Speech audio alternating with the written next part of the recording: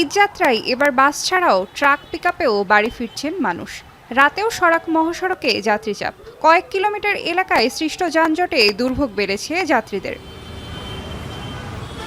সন্ধ্যার পর থেকে পুরোপুরি স্থবির হয়ে যায় ঢাকা ময়মনসিংহ মহাসড়কের টঙ্গী, বড়বাড়ি, বোর্ডবাজার, ভোগড়া বাইপাস ও চান্দনা চৌরাস্তা এলাকা। একই অবস্থা ঢাকা টাঙ্গাইল মহাসড়কেও। ঘন্টার পর ঘন্টা যানজটে থেকে অতিষ্ঠ চালক ও যাত্রীরা। এই জন্য ট্রাফিক পুলিশের অব্যবস্থাপনাকে দুষছেন তারা। এছাড়া পুলিশের বিরুদ্ধে সড়কে চাঁদা নেওয়ার দাবি করেন চালকরা। যে একটা চাপ ছিল, মানে পুলিশের যে একটা চাপ আসলো, ওই জিনিসটা এবার নাই। প্রচুর ভোগান্তি। আমি মহাখালীর থেকে 6 ঘন্টা লাগছে আসতে।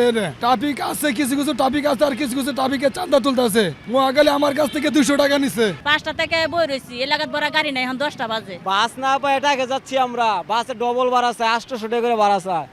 এদিকে বিকেলের পর থেকে ঢাকা টাঙ্গাইল যমুনা সেতু মহাসড়কে যানবাহনের চাপ বেড়েছে কয়েক গুণ। রাতেও গাড়ির দীর্ঘ যানজট রয়েছে।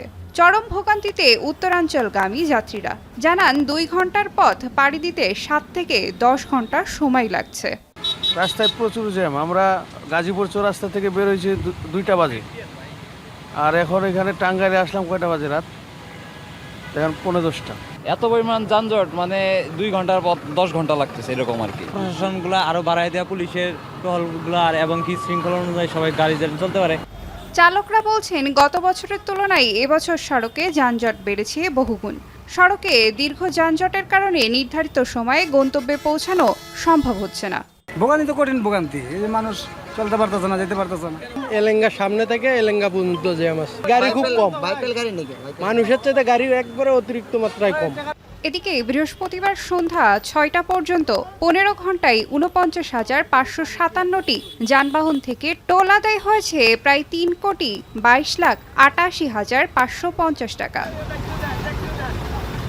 অতসী কর্মকার, এখন। একনল অ্যাডভান্সড হাইজিন সোপ, এবার জীবাণু ধুলাবালি ঘাম ক্লিন বোল্ড।